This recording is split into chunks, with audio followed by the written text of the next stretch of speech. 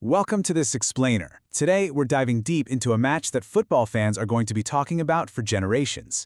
We're looking at the historic, incredibly tense, and ultimately dramatic clash at MetLife Stadium that officially crowned the 2026 FIFA World Cup champions. Over 80,000 fans packed into that stadium in New Jersey to witness what became a truly unforgettable spectacle between two absolute footballing giants.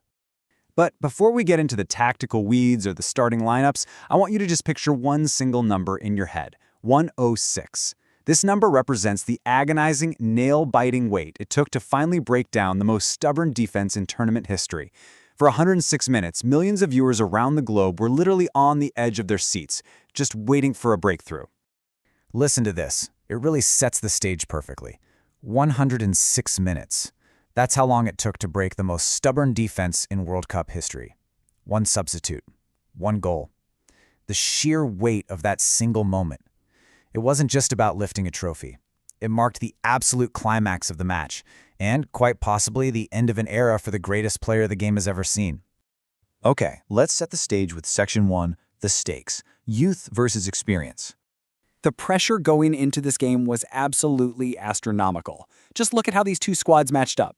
On one side, you've got Spain. They rolled into this final completely unbeaten in 8 matches, which, by the way, is more than any World Cup winner in history. They had conceded just a single goal along the way, boasting this phenomenal, youthful golden generation led by teenage sensation Lamine Yamal and defender Pau Cubarsí. And on the flip side, Argentina, the defending 2022 champions. They carried the immense weight of the crown, built entirely around the aging, veteran brilliance of Lionel Messi and what basically everyone believed was his final World Cup. So the pressure on both squads was immense, but for entirely different reasons. Moving right along to Section 2, a war of attrition, the 90-minute grind. Now, when I say grind, I definitely don't mean boring. It was an unbearable, tight pressure cooker where literally every single pass felt like it could be the last. The entire dynamic was set from the opening whistle. Spain controlled the game, and Argentina survived. Spain absolutely dominated the ball with their patient possession and relentless pressure, racking up wave after wave of attacks. But Argentina? They leaned entirely on their goalkeeper, Emiliano Dibu Martínez. I mean, the guy stood on his head, making heroic save after heroic save just to keep the reigning champions breathing. It was a sheer battle of wills. Which brings us to Section 3, the breaking point. Tension boils over. You know, in football, a dam can only hold back the water for so long before it completely shatters, right?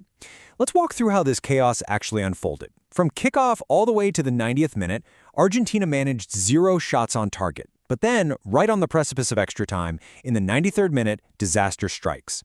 Enzo Fernandez commits a reckless foul on Pau Cubarsí and gets shown a straight red card. Suddenly, the defending champions are down to 10 men.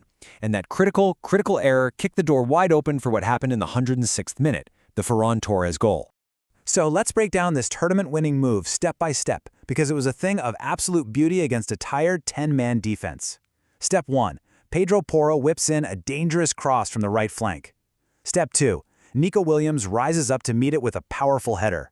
And Step 3. The ball falls perfectly into the path of substitute Ferran Torres, who calmly side-foots it home. What's absolutely incredible here is that Torres had been on the pitch for less than an hour.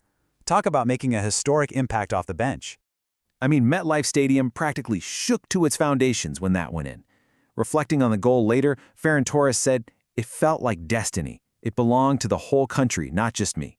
You can just feel the massive weight of a nation lifting in those words, as Spain finally took the lead. Okay, let's pivot a bit and dive into Section 4. By the numbers, absolute dominance. What's really fascinating about this final is the cold, hard data behind it. Spain generated a staggering 20 shots. Argentina? 2. Just 2. The big takeaway here is the suffocating control Spain had to exert to generate 20 solid opportunities against a defensive unit as historically stubborn as the reigning champions. And out of those 2 total shots for Argentina, look at this number: 0.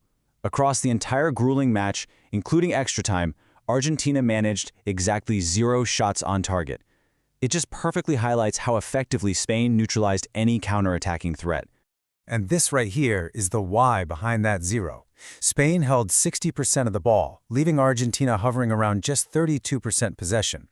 It wasn't always the prettiest game of football for sure, but Spain's unwavering commitment to keeping the ball proved that their control over the chaos ultimately wins out.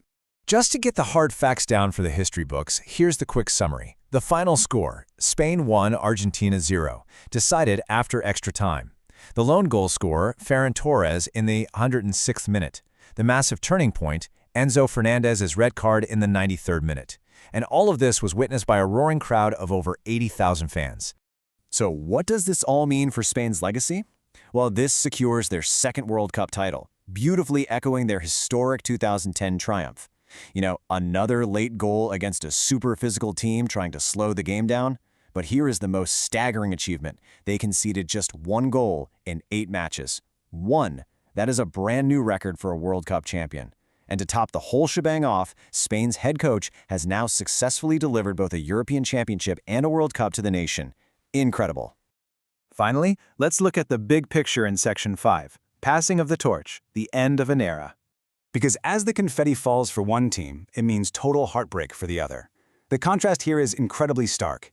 Spain is looking at a blindingly bright future. With 19-year-old superstar Lamine Yamal and this brand new golden generation, they're pointing toward years of potential dominance. Argentina, on the other hand, faces a massive, difficult rebuild.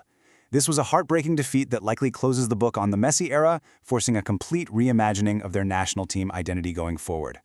But, despite the sting of defeat, Argentina's manager Lionel Scaloni was incredibly gracious, fully admitting Spain was the better team on the day. And let's be absolutely clear about one thing.